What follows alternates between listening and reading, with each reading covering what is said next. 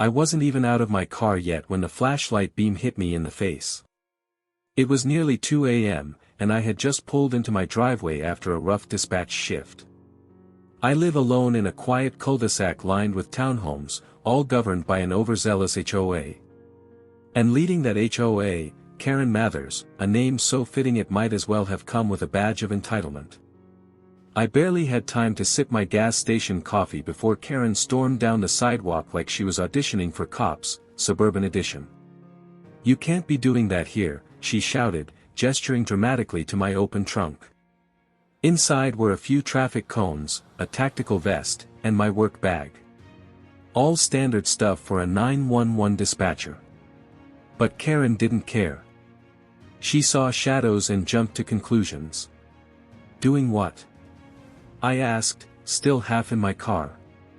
"Working at night against HOA regulations," she barked, standing with her arms crossed like she owned the street. "We have noise ordinances, and we don't allow trench coats or tactical gear." I blinked. "Tactical gear?" She pointed at my vest like it had personally offended her sensibilities. "That, and your cones. You can't stage whatever this is here." "I'm on break," I said calmly. "Dispatcher, midnight shift. Just got home." Karen narrowed her eyes, clearly not buying it. "You think I'm stupid? You've been sneaking out at night for weeks, working from your garage. I saw you." "Karen, it's my job." "Well, I called the cops. They're on their way." I let out a dry chuckle.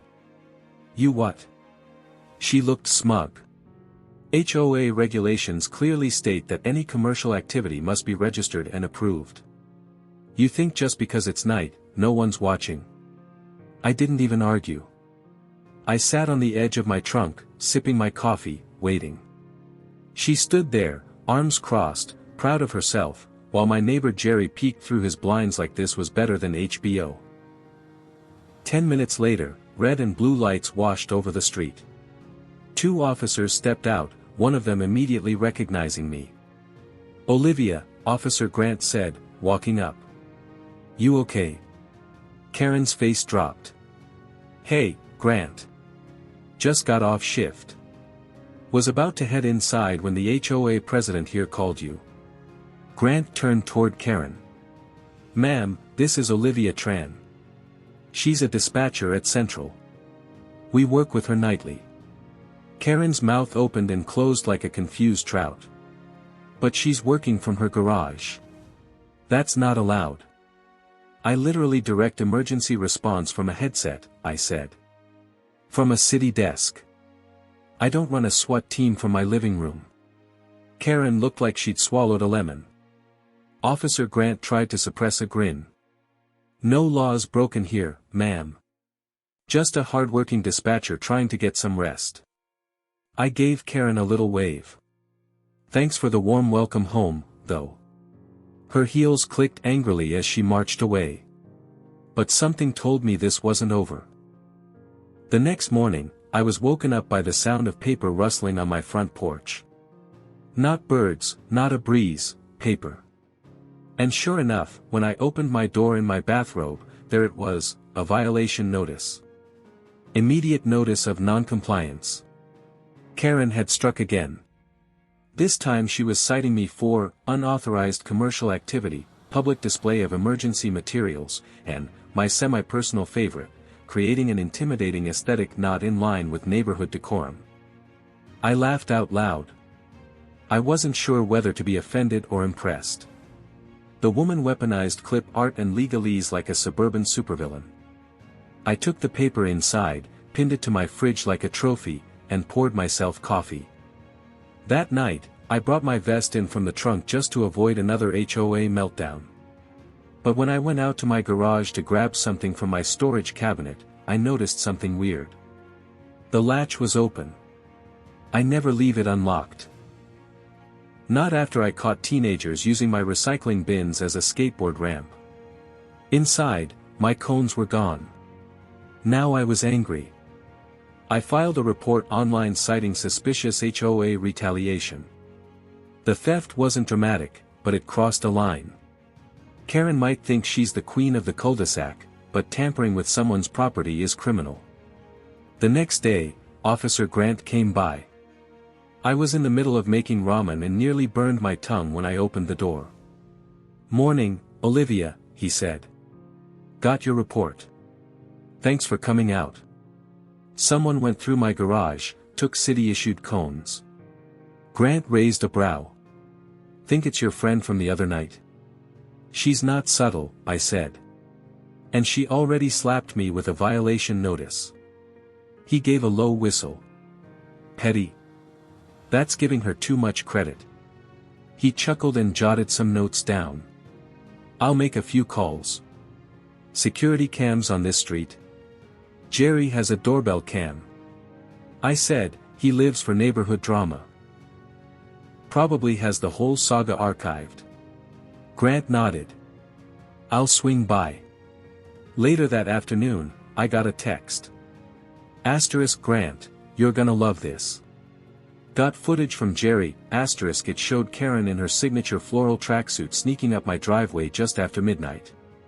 She looked both furious and ridiculous, tiptoeing like she was in a cartoon. She opened my garage, how, I still don't know, and took the cones. That was all the proof I needed." Grant told me he'd file a report, but whether it led to charges was up to the department. I just wanted her to stop. That evening, I slid a printed copy of the doorbell footage under Karen's door. No note, no threats, just the truth in full color. She didn't say a word the next day, but her glares from across the street intensified. I had a feeling she was planning her next move. 3 days went by without a peep from Karen. No notices, no passive-aggressive emails, no surprise visits with her yappy little dog, Buster, conveniently needing to sniff near my mailbox. It was almost suspicious. I thought maybe, just maybe, the footage had humbled her. But then I got the email. Subject, formal HOA complaint review scheduled. Your attendance required. The meeting was set for Friday night, 8 p.m. at the clubhouse. Not exactly ideal after a week of graveyard shifts, but I wasn't about to let Karen throw my name through the mulch. I showed up in uniform, polished badge, headset in my bag, ID clipped on. Let's just say I wanted to make a point. Karen was already there, sitting at the front of the room like she was presiding over a Senate hearing. 3 other board members were seated beside her, trying to look serious, but mostly just bored. "Miss Tran," Karen began, tapping her pen like a judge. "We've called this meeting to address multiple resident concerns regarding your nighttime activities." I raised an eyebrow. "Which residents?" She hesitated. "Anonymous reports. Of course, we're concerned your presence and gear are distressing to neighbors," she continued. "And per section 4.3 of the HOA handbook, properties should not resemble, quote, emergency or enforcement operations without pre-approval." I held up my dispatcher ID. "This is literally what I do for a living." "From your garage," she challenged. I took a breath. "No, from the city dispatch center. But if I take my lunch break in my driveway or bring home my gear because I'm headed back in 4 hours, that's not illegal or against your rules.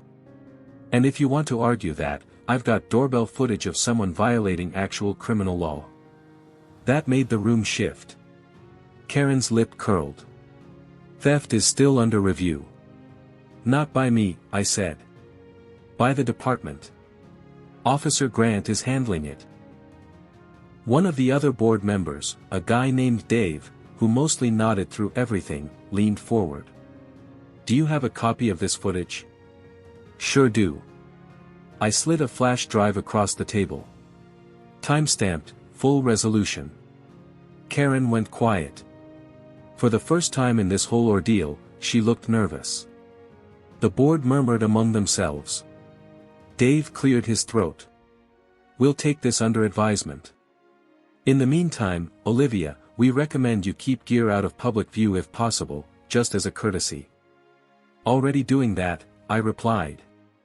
"But I also recommend no one break into my garage again." I stood, thanked them, and walked out. On my way to my car, I spotted Karen out of the corner of my eye, storming toward the clubhouse restroom like her blood pressure had spiked. I almost felt bad, almost. I'd stood my ground, but something in her eyes told me she wasn't done. She didn't just want to win, she wanted to punish, and I was getting real tired of playing defense. I thought it might die down after the meeting. It didn't. The next week, someone submitted a noise complaint to the city. Anonymously, of course, claiming I ran nighttime surveillance drills in my garage. Another stated I revved engines at 2 a.m. I drive a Prius. It purrs like a cat in a yoga class. Karen wasn't just fishing, she was throwing dynamite into the lake and hoping something floated to the surface. Then came the tipping point. At 1:22 a.m. during my break, I parked in front of my house and took a call from dispatch. We'd had a false 911 hang-up from an elderly caller nearby. As part of protocol, I stayed on the line, coordinating with the responding officer while reviewing previous incident logs. My windows were up, my voice low, but still, out of the darkness, tap tap tap. My heart jumped before I turned and saw Karen holding her phone in one hand, flashlight in the other, camera already rolling. "You're disturbing the peace," she shrieked, aiming the light into my eyes again. "Caught on camera talking on your phone during quiet hours. That's a violation." I ended the call and rolled my window down halfway.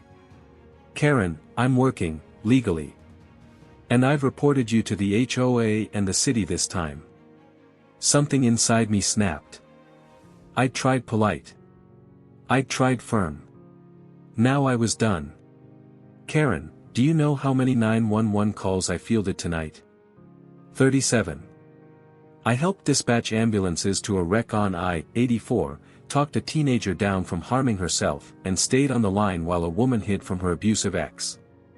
And now I'm sitting here during my unpaid break getting harassed by you. She blinked. That threw her off. I got out of the car and held up my ID again. "You think you're catching me in some gotcha moment? Go ahead and show that footage to the city. While you're at it, show them the garage break-in video, the false complaints, the meeting where you tried to intimidate me in front of the board." She actually took a step back. That's when Officer Grant pulled up again. This time, I hadn't even called. "Karen," he said, walking over. "We've received 3 nuisance reports tonight. All from your address." "What?" I was just protecting the neighborhood." "You filed 6 unfounded complaints in 2 weeks, he said calmly. "It's now considered misuse of non-emergency lines. City ordinance allows us to file a restraining order if it continues." Karen opened her mouth, then shut it. "Let me walk you back to your house," Grant said, a little too cheerfully. I stood there, half laughing, half stunned as they walked off. For once, Karen had nothing to say. The next morning, a new sign appeared in her yard, "For sale by owner." Word spread fast. The queen of the cul-de-sac was stepping down. And me? I went back to my shifts, my cones safely in storage, my peace finally restored. Turns out, the best revenge is doing your job, loud enough that justice hears you. Like watching entitled HOA Karens get a reality check. Hit subscribe and like so you don't miss the next time someone calls the cops on me and forgets I work with them. More neighborhood drama, real consequences, and satisfying clapbacks coming every week. Don't just watch.